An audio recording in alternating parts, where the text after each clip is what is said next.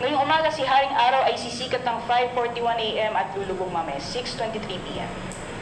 Para sa karagdagang impormasyon, bisitahin lamang po ang aming social media accounts at ang aming website pag-asa.pust.gov.ph.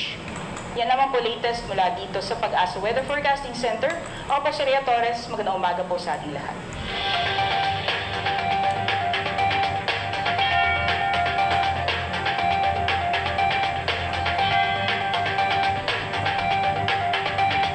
Maraming salamat kay Ma'am Rhea Torres ng DOST Pag-asa at binigay nga po ang kompletong detalya ng ating pong ulat panahon ngayong araw po ng Martes. 6 po tayo ngayon sa buwan ng Agosto. Magandang umaga po muna sa ating butihing ama ng bayan ng Parang, Honorable Mayor Kahar P. Ibay, at sa ating pong butihing Vice Mayor kay Sir Adnan Birwar. Kasama na rin po yung ating 8 mga sangguniang bayan members at yung ating pong municipal administrator kay Sir Osman Joker Ibay. Magandang umaga din po sa ating mga kababayan at nakikinig dyan po sa ating pamilihang bayan at sa ating pong municipal police station sa Parang MPS sa pangunguna po ni Police Lieutenant Colonel Sir Erwin Tabora. Magandang umaga din po dyan sa may Amaya Integrated Farm.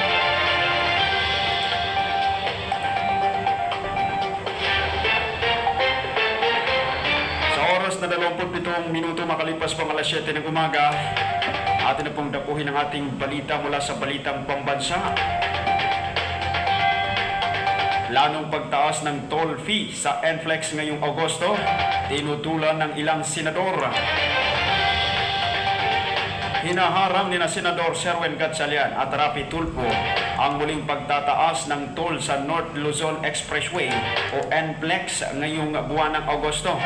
Sa ginanap na pagdinig ng sa Senate Committee on Public Services, sinabihan ni Tulfo na siyang chairman ng committee na mahiya naman ang Department of Transportation o DOTR, Department of Public Works and Highways o DPWH at National Economic and Development Authority o NEDA sa pangit na serbisyo na ibinibigay ng mga motorista. Anya pa, makapal na ang mukha ng mga ahensya kapag pinayagan pa ang toll fee hike ngayong hindi pa naman nariresolba ang mga problema tulad ng palpak na Radio Frequency Identification o RFID. Ipinakita naman ni Gatchalian ang mga larawan ng mga palpak na barriers at aniya dapat sukatin muna ng Toll Regulatory Board o TRB ang performance ng mga toll operator bago payagan ang anumang pagtataas sa singil sa toll. Pero ayon kay TRB Executive Director Alvin Carullo, pinayagan ang toll increase dahil nakasaad sa kontrata na maaaring magdagdag ng singil ang operator kada 2 taon. Tiniyak naman ni Metro Pacific Tollways Corporation President Rogelio Singson nakasado na ang kanilang massive replacement ng mga RFID sticker at inamin na sablay ang first generation na inisyu noon. Sa iba pa nating balita, isinagawang Unity Walk laban sa suspension ng PUB modernization. Epektibong naiparating ang mensahe sa Malacanang ayon sa DOTR. Kumbinsido ang Department of Transportation o DOTR na naiparating ng sa ikinasang Unity Walk ng mga kooperatiba ng transportasyon ang kanilang mensahe sa Malacanang. Sa bagong Pilipinas ngayon, sinabi ni DOTR Yusik Jesus Fernandez Ortega na naging matagumpay ang Unity Walk kahapon. Hindi rin daw ito nagdulot ng mabigat na daloy ng trapiko at maaga ring natapos o maaga ring tinapos ng Magnificent 7 ang kanilang programa. Ayon kay Ortega, sa kabila ng Unity Walk, nagtulong-tulong naman ang Interagency Task Force tulad ng DOTR, Metropolitan Manila Development Authority o MMDA, Land Transportation Franchising and Regulatory Board o LTFRB at iba pang ahensya ng pamahalaan para matulungan ang mga pasahero sa maayos nilang pagbiyahe. Ang Unity Walk ay isinagawa ng Transport Group para tutulan ang suspensyon ng Public Utility Vehicles o PUV Modernization Program. basta 30 minuto makalipas ang alas 7 ng umaga. Sa iba pa nating balita mula sa palitang pambansa, investigasyon ng Kamara sa mahalagang mga isyu magpapatuloy kasabay ng pagsisimula ng pagtatalakay o pagtalakay sa 2025 National Budget. Umarangkada na kahapon ang pagsisimula ng deliberasyon ng House of Representatives ukol sa 6.352 trillion pesos na pambansang budget para sa susunod na taon. Ayon kay House Majority Leader at Zamboanga Representative Manuel Jose Manex Dalipe, magpapatuloy pa rin ang mga investigasyon ng Kamara sa mahalagang isyu kasabay ng kanilang pagbusisi sa pambansang budget. Binanggit ni Dalipe na alinsunod sa direktiba ni House Speaker Ferdinand Martin Romualdez ay naglaan ng karagdagang lugar, partikular na sa bagong gusali sa Batansang Pambansa Complex para magamit ng mga komite sa kanilang mga pagdinig. Pangunahing binanggit ni Dalipe na iniimbestigahan ng Kamara ngayon ang extrajudicial killings o AGK sa ilalim ng War on Drugs ng Duterte administration at mga krimen na inuugnay sa Philippine Offshore Gaming Operators o POGO.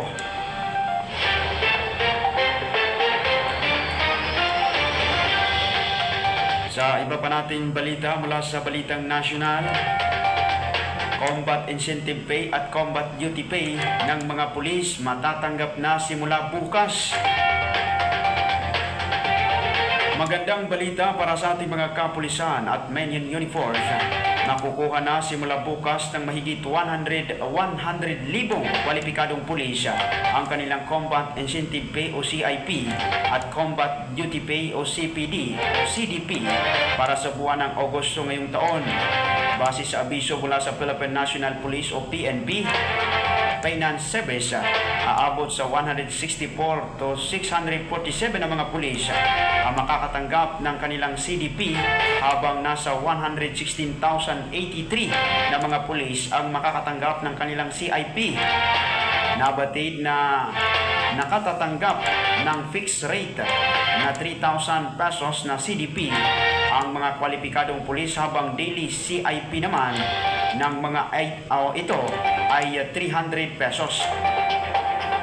Ang CIP ay dagdag na base o base pay para sa mga pulis na aktibo sa mga counter-insurgency operation, habang CDP naman ay special allowance para sa mga pulis na kabilang sa actual police operations. Bukod dito, ayon pa sa PNP Finance Service, matatanggap din o makakatanggap din ng 214,291 na mga pulis ang kanilang rice subsidy bukas para rin sa buwan ng Agosto.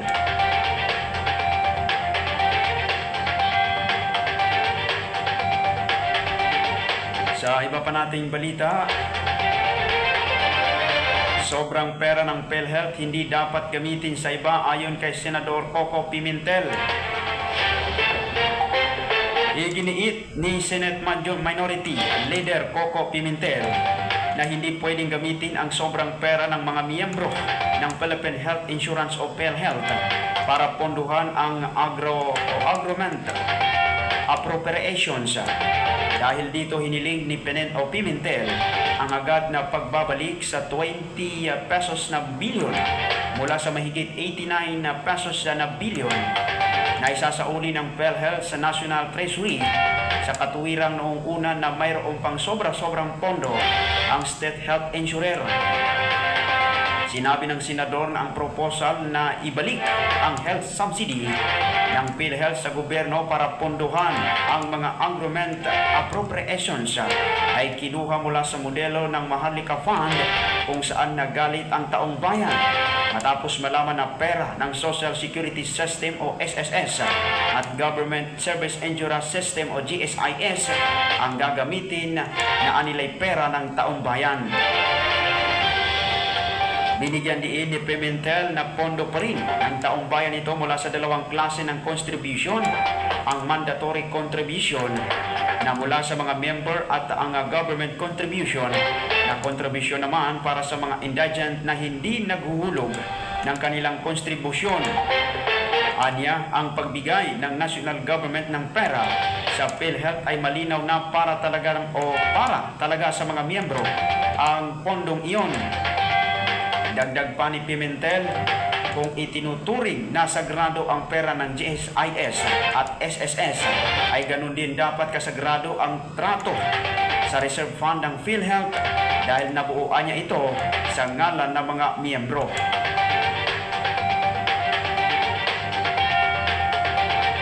Sa iba pa nating balita mula sa national, Germany nais bumuo ng Security at Defense Agreement kasama ang Pilipinas bago matapos ang taon. Nais ng bansang Germany na magkaroon ng kasunduan sa Pilipinas pagdating sa usapin ng seguridad sa depensa. Sa courtesy call kay Pangulong Ferdinand Marcos Jr., sinabi ni Chairman Federal Defense Minister Boris Pistorius na ito ay dahil nais nilang mapanatili ang seguridad at stability sa rehiyon para lumago pa ang economic activities. Ayon pa sa Chairman Minister, ang seguridad kasi ng isang rehiyon ay makakaapekto sa iba pang rehiyon kung kaya't dapat na ipagpatuloy ng Pilipinas at Germany ang pagtindig at pagtaguyod sa rules-based international order. Dahil dito, bubuuan niya ng draft ng security agreement ang Germany at target nila itong silyuhan kasama ang Pilipinas bago matapos ang taon. Nagpapasalamat naman si Pangulong Marcos sa Germany para sa patuloy na pagsuporta nito sa rules-based international law na pinanghahawakan ng Pilipinas sa gitna ng issue sa West Philippine Sea.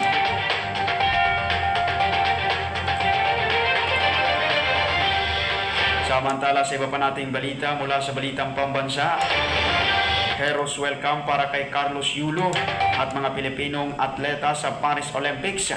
Inihahanda na sa lungsod ng Metro Manila. Inihahanda na ngayon ang pinaka-ingranding pagsalubong para sa pag-uwi ng two-time Olympic gold medalist na si Carlos Yulo. Si Yulo ay isang Manileño na mula sa Liberiza sa Malate, Maynila. Kasabay ng kanyang pagdadala ng karangalan para sa Pilipinas, sinabi ng lokal na pamahalaan ng lungsod ng Maynila na nakaabang din ang cash incentives, award at pasasalamat para kay Kaloy na handog ng Kapitolyo ng bansa. Nito lamang Mayo, binigyan ng pagkilala si Yulo at ang kanyang nakakabatang kapatid na si Carl Andrew dahil sa kanilang tagumpay sa Artistic Gymnastic Asian Championship na ginanap sa Uzbekistan. Dahil dalawa na ang Olympic gold medal ng bansa, ay itinaas na rin ng Kamara sa 6 million pesos ang insentibong ibibigay kay Pinoy gymnast Carlos Edril Yulo. Ayon kay House Speaker Ferdinand Martin Romualdez, mahalaga ang suporta at pagkilala sa mga tagumpay ng ating mga atleta katulad ni Yulo na nagbigay ng inspirasyon sa mga Pilipino. Bunsod nito ay inatasan ni Romualdez ang kaukulang komite sa Kamara na pag-aralan ang pagsusulong ng panukalang mag-aamyenda sa Republic Act No. 10699 o ang National Athletics and Coaches Benefits and Incentives Act.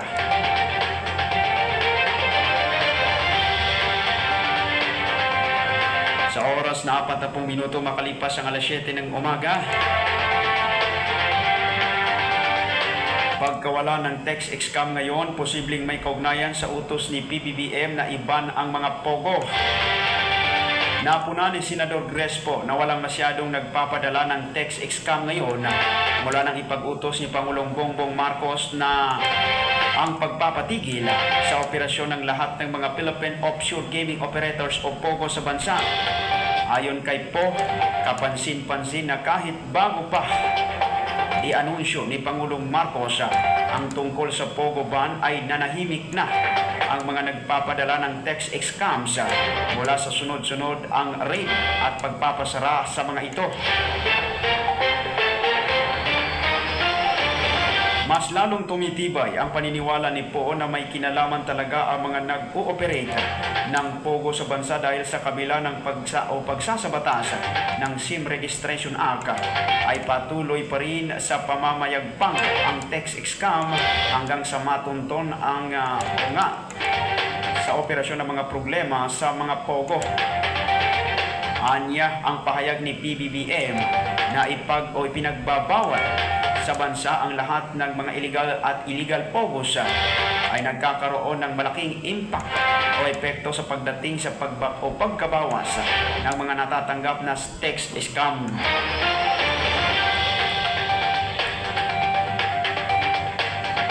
Magkagayunpaman, nagbabala pa rin si Poe na hindi rito natatapos ang problema dahil posibleng gumawa ng paraan ng scammers kung gaano o paano muling makapondo o makapangloloko sa mga kababayan sa ibang paraan. Dahil dito, hiniling ng senadora ang agad na pag-aproba ng panukalang batas na tutuldok sa lahat ng Pogo at iba pang online gambling platforms na nakakasama sa ating mga kababayan.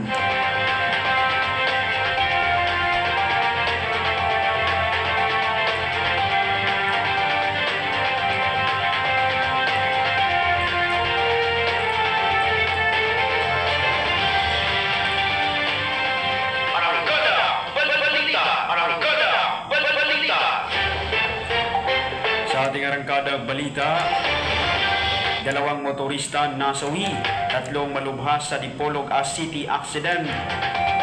Dalawang motorista ang agad na namatay habang tatlo iba pa ang namalubha nang mabangga ng isang pickup truck ang tatlong kasalubong na motorsiklo sa isang bahagi ng highway sa Dipolog City nitong umaga ng Lunes, Agosto 5, 2024. Sa inisyal na ulat ng Dipolog City Police Office at ng Police Regional Office 9, magkasunod ang tatlong mga motorsiklo ng masapul ng isang mabilis na takbong kulay maroon na Nissan Navara pickup truck mula sa kabilang direksyon ng highway sa Barangay Punta sa naturang lungsod, sakop ng probinsya ng Zamboanga del Norte. Dalawa sa 5 mga sakay ng tatlong motorsiklong nasangkot sa aksidente ang agad na namatay. Ayon sa kawani ng Dipolog City Disaster Risk Reduction and Management Office at ng mga investigador ng pulisya na nagresponde sa insidente. Matapos mabundol ang tatlong mga motorsiklo, lumihis ang pickup truck sa mababang gilid ng highway at bumangga sa isang infrastrukturang napapalibutan ng mga puno ng mga niyog.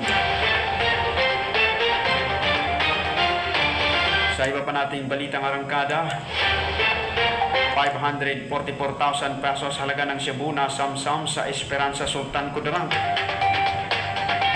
Arestado ang isang Cebu dealer na matagal nang minamanmanan matapos magbenta ng 544,000 pesos na halaga ng Cebu sa mga police agents sa barangay Millamor sa Esperanza Sultan Kudarat itong gabi ng Linggo, August 4, 2025.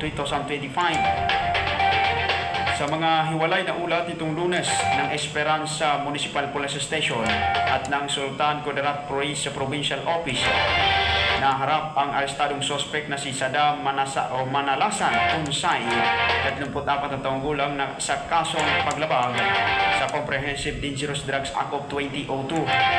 Hindi naman pumalag si Unsay ng arestuhin ng mga hindi uniformadong mga pulis na kanyang nabentahan ng 544,000 na halaga ng Cebu sa isang entrapment operation sa Purok, Banawag sa Barangay Millamor, Esperanza. Kabilang si Unsay sa 20 na mga pangunahing target ng anti-narcotics campaign ng Sultan Kudarat PPO at ng Police Regional Office 12. Ayon sa mga opisyal ng Esperanza MPS, tumulong ang mga kakilala ni Unsay sa paglatag ng entrapment operation na nagresulta sa kanyang pagka-aresto.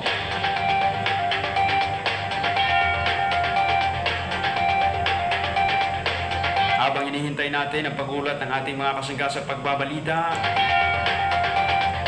Pagtangkilik ni Marcos sa fish process pinuri ng MNLF. Nasiyahan ang Moro National Liberation Front sa pagtangkilik ni President Bongbong Marcos Jr. ng Mindanao Fish Process na unang sinimulan ng mga presidenteng nanilbihan bago siya nailuklok sa pwesto noong taong 2022.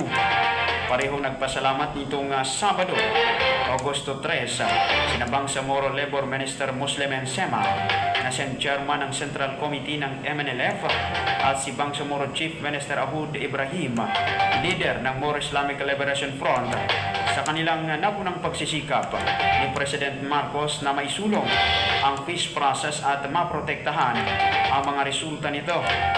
Ang pahayag ni Sema at ni Ibrahim ay kasunod ng kanilang pagdalo sa pagtitipon nitong July 31 ng mga representatibo ng iba't ibang mga ahensya ng national government at ministries ng Bangsamoro Autonomous Region in Muslim Mindanao na bumubuo ng Intergovernmental Relation Body o IGRB. Isinusulong ng IGRB ang iba't ibang mga programang kaugnay ng pagpapaunlad at pagpapalawig ng kapayapaan sa mga lugar sa Mindanao na sakop ng fish process ng Malacanang at ng Moro communities. Ayon kay Sema, nagagalak din ang MNLF sa malawak na inisyatibo ng Office of the Presidential Advisor on Peace, Reconciliation and Unity na pinamumunuan ni Secretary Carlito Garbis Jr. na may tatupad nito ang mga proyektong naglalayong mapanatili ang magandang ugnayan ng Malacanang, ng MNLF at ng MILF na mayroong hiwalay na peace agreement sa pamahalaan. Kabilang sa mga tinalakay na mga accomplishment ng IGRB nitong nakalipas na mga buwan sa pagtitipon ng mga national government at barn officials sa Malacanang nitong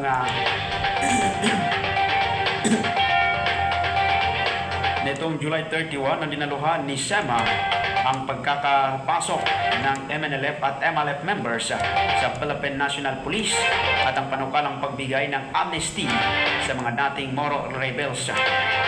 Nabuo din ng mga miyembro ng IGRB ang polisiyang magkatuwang na pamamahala ng national government at ng BARM ng anumang exploration o pagmimina ng fossil fuels gaya ng coal at natural gas at mga minerals katulad ng copper, gold, nickel at iba pa sa autonomous region.